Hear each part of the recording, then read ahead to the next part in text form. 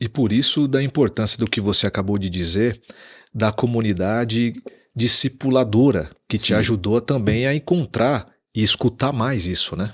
Porque é, você está ali aos pés dessas referências, irmãos e irmãs, na sim, mutualidade, óbvio, sim, mutualidade. Mas por meio da experiência deles, você começou a discernir quais melhores caminhos trilhar, certo? com certeza. Com sugestões, e eu me lembro aqui do tempo de algumas inserções lá nessa comunidade, do próprio Antônio Carlos oferecendo uma ou outra literatura para inspirar É. exatamente isso que você estava tentando discernir. Foi uma coisa, cara. Eu lembro que lá eles tinham o costume de fazer empréstimos de livros, né? Tipo assim, um clube do livro, Uhum. mas. Então, o pessoal, no domingo pela manhã, durante lá as atividades da comunidade, ficava uma mesa grande, e aí a turma levava os seus livros e colocava no meio deles uma cartinha dizendo por que aquela leitura foi tão importante para ela. E aí, Sensacional. esses dois primeiros livros foi O Schaefer e o Lewis. fazendo menção de um outro amigo querido, Marcos Horizon, foram indicações dele. Aí eu cheguei para ele e falei assim: olha, eu por alguma razão me interessei por esse livrinho aqui. E aí ele falou assim: então leia. Se isso te chamou a atenção, é por Uhum. alguma coisa, Isso daí a por gente alguma está falando o razão. quê? De 17, Eu, 16 anos? 16 para 17 anos. E aí eu fui, mergulhei. Assim, se há uma coisa que na minha não apenas na minha vida, mas na minha atividade também, é assim, não ter receio de trazer conteúdos, de oferecer propostas de ideias e de autores, com receio assim, de que o outro não vai compreender, de que ele não é maduro o suficiente, de que ele Uhum. não vai saber como ler isso aqui. Oferta, oferta. Cara, Uhum. essa coisa da oferta. Dizer que eu entendi tudo aquilo que eu li naquele primeiro momento, eu não entendi tudo. Eu entendi uma pequena parte, mas eu entendi o suficiente para continuar instigado por aquilo e continuar buscando. Então, essa experiência me fez guardar isso como um princípio, sabe assim? Uhum. Não ficar dizendo para as pessoas: olha, você começa por isso aqui é muito para você ainda. Eu poderia dizer que ler cristianismo puro e simples aos 16, 17 anos, sem ter uma base teológica e discipular suficiente até então, poderia ser algo, uma experiência completamente inócua. E não foi. Foi uma experiência transformadora. Uhum. É o que me impulsionou a querer continuar estudando teologia, mesmo não no primeiro momento, não indo estudar teologia. Eu fui fazer outra coisa. Até porque, se a gente vai desenvolver o conceito ou experiência de discipulado, não é somente um programa que você conclui com conteúdos A, B, Sim, C. É a sim. vida. É a vida, Então, hoje, caminhada.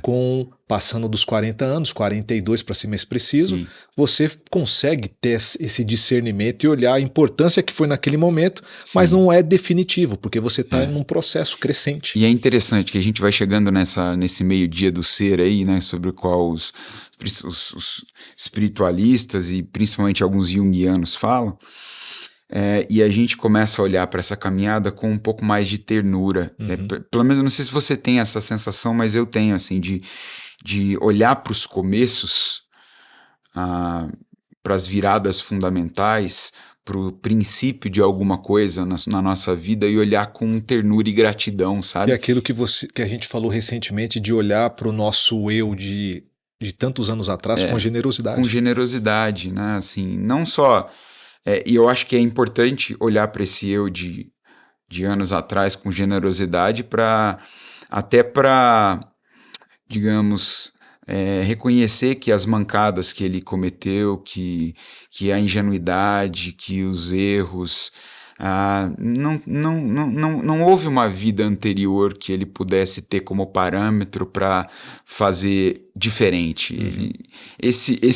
Você e eu e todos e todas que estão nos assistindo são experimentos únicos no mundo. Nunca existiu um Robinson antes ou um Jonathan antes. Talvez Robinsons, Uhum. Jonathans que foram batizados então com esse nome, mas não a pessoa, do Robinson Jacinto para quem eu estou olhando, ou do Jonathan Menezes para quem o Robinson está olhando. Então é óbvio que a gente vai dar mancada, é óbvio que a gente vai errar, cair, vacilar. Então olhar depois de um certo tempo para isso com generosidade é importante para você reconciliar quem você é hoje com todos aqueles todas as fases da sua vida, né? Mesmo as fases mais tenebrosas e difíceis, mas especialmente essas mais bonitas, sabe? Quase infantis, experiências infantis, singelas, adolescentes, juvenis, né? Mas que você fala assim, cara, como isso foi fundamental para que eu me tornasse a pessoa que eu me tornei. E eu não tinha como saber isso naquela época. E isso implica a gente hoje como pai, ou como pais, para ter generosidade com esses que estão chegando, como os nossos filhos, que estão crescendo, entrando na adolescência, e também outras relações interpessoais. Com certeza. Né?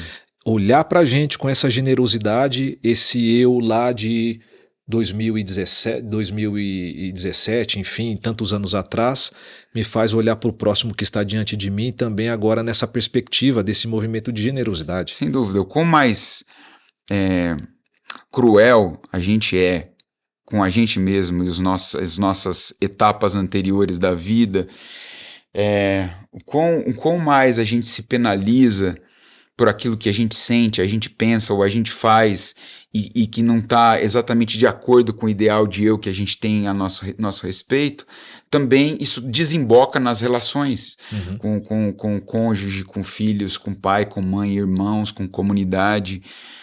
Então a incapacidade de ser generoso consigo mesmo, ela está intimamente ligada com essa incapacidade que vai se reproduzir nas relações, né? E vice-versa.